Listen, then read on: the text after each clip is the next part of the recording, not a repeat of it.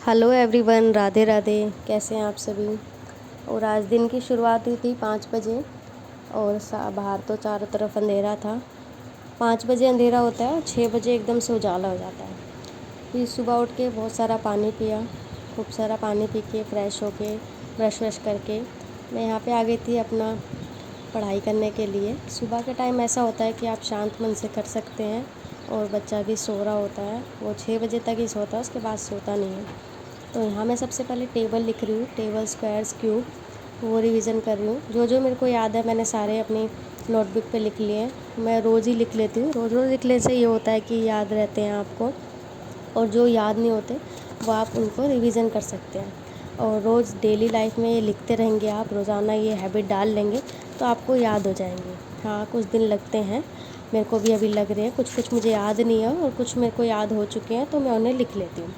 बाकी 1 से 1.5 घंटे की पढ़ाई की थी मैंने। यहाँ से 5 बजे मैं बैठ गई थी और 6 सवा 6 बजे मैं उठी थी।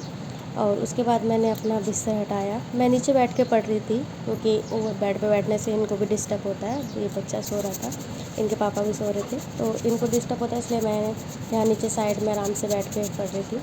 और फिर मैंने झाड़ू लगा दी, वही सारे घर में से झाड़ू लगाने का काम सुबह सबसे पहले। और काम, अगर सुबह के टाइम आप पढ़ाई कर लेते हैं तो ये रहता है कि आपको ऐसा लगता है कि हाँ, आपने 1 से 2 घंटे अपनी पढ़ाई कर ली है। आपको कोई गिल्ट नहीं रहता कि अभी पूरा दिन बाकी और हमने कुछ भी प्रोडक्टिव नहीं किया है। तो यही है कि मैंने अभी 1 से 1.5 घंटे की पढ़ाई लगभग कर ली है। और मैंने सुबह के टाइम क्वांट करना प्रेफर करती हूँ क्योंकि मुझे करना अच्छा लगता है और वो मेरे से अच्छे से सॉल्व होता है। जो नहीं होता मैं वीडियो देख लेती हूँ। और मैंने सिंप्लीफिकेशन के लगभग 100 क्वेश्चन कंप्लीट कर लिए हैं। नवनीत सर की कॉम्प्रिहेंसिव बुक है, उसमें फाउंडेशन लेवल के क्वेश्चन है। उस बुक से मैंने फाउंडेशन लेवल के सिंप्लीफिकेशन के क्वेश्चन किए हैं। अभी मैं नंबर सीरीज़ की करने वाली हूँ। और फिर यहाँ पे मैंने सारे रसोई में झाड़ू लगा ली, थोड़ा सा ऊपर ऊपर से साफ़ कर दिया गैस वैस जो भी थी। और अभी मैं डीप क्लीनिंग कुछ भी नहीं करती हूँ, बस सुबह के टाइम एक सारे घर से झाड़ू लगा देना बहुत अच्छी बात होती है क्योंकि सुबह के टाइम जो दरिद्रता होती है वो निकल जाती है।